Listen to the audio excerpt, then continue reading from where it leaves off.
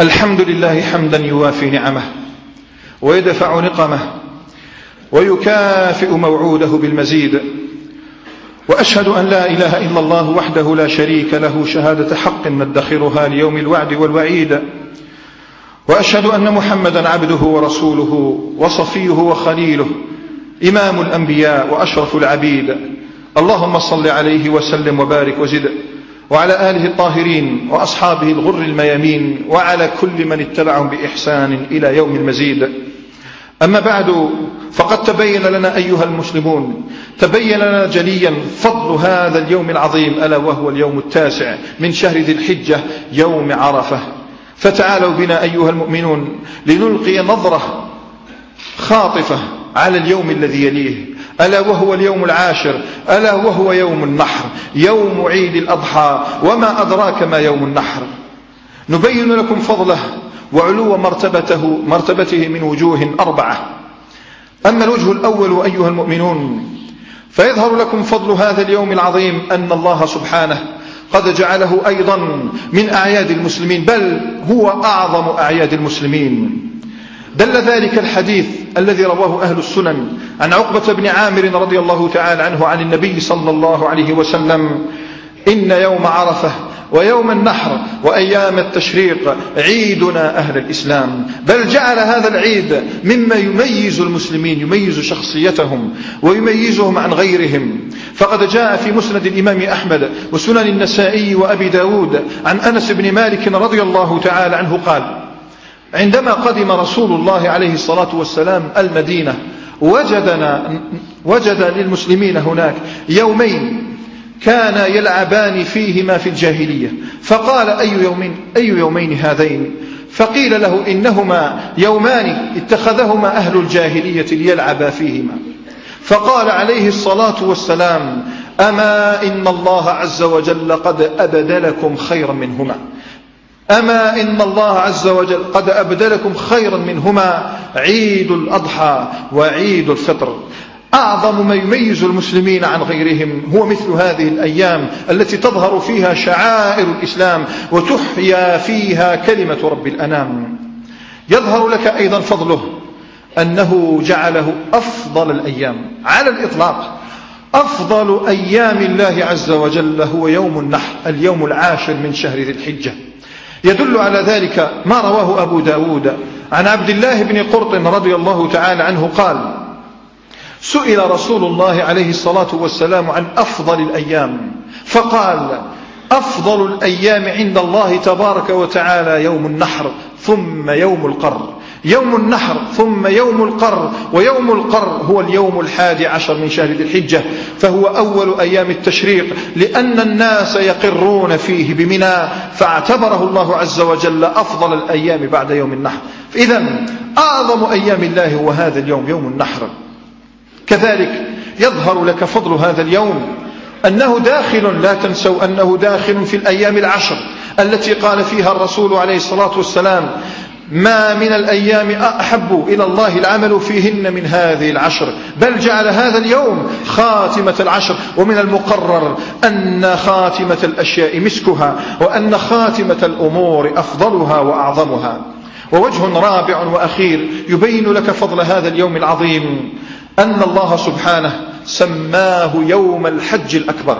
كلنا نقرأ قوله سبحانه: وأذان من الله ورسوله إلى الناس يوم الحج الأكبر. فإذا سئلت عن يوم الحج الأكبر ما هو ولماذا سمي بذلك، فقل إنه يوم النحر. يدل على ذلك ما رواه الترمذي بسند صحيح عن ابن عمر رضي الله تعالى عنه وأرضاه قال: وقف رسول الله عليه الصلاة والسلام يوم عرفة بين الجمرات، وقف يوم عرفة بين الجمرات، فقال: أي يوم هذا؟ فقالوا: هذا يوم النحر. فقال: هذا يوم الحج الأكبر. وقف يوم عرفة بين الجمرات فقال، أو يوم النحر بين الجمرات، فقال: أي يوم هذا؟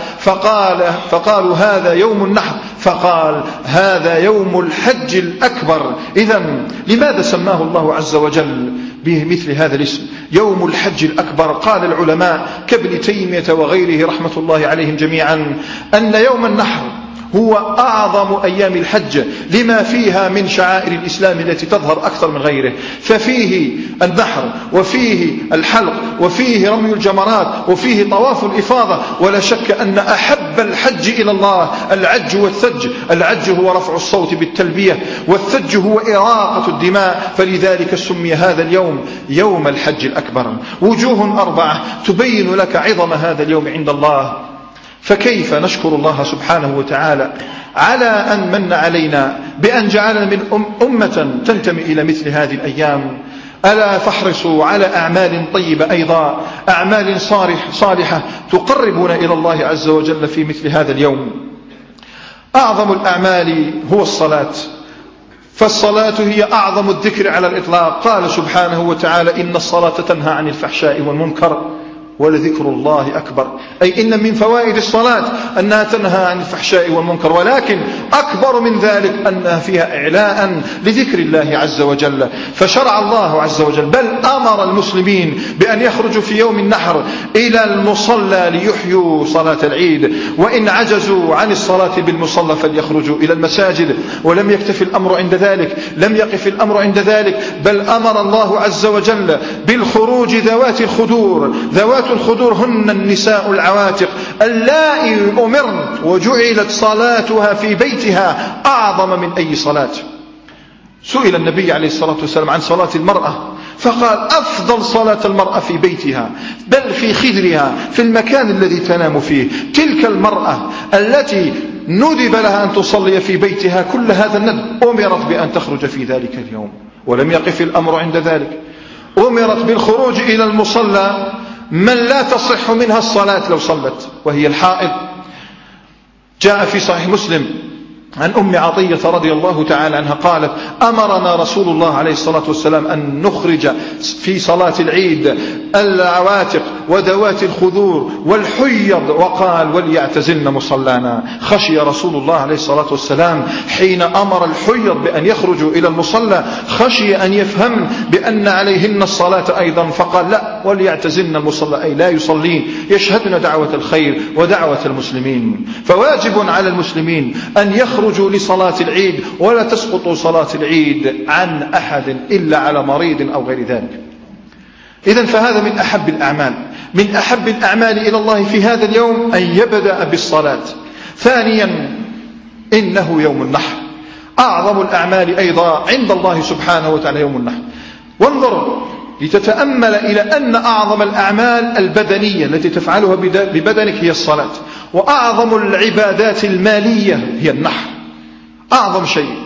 لذلك أمر الله سبحانه نبيه عليه الصلاة والسلام أن يشكره عن ماذا؟ يشكره عن نعمة ما أعظمها أن آتاه الكوثر.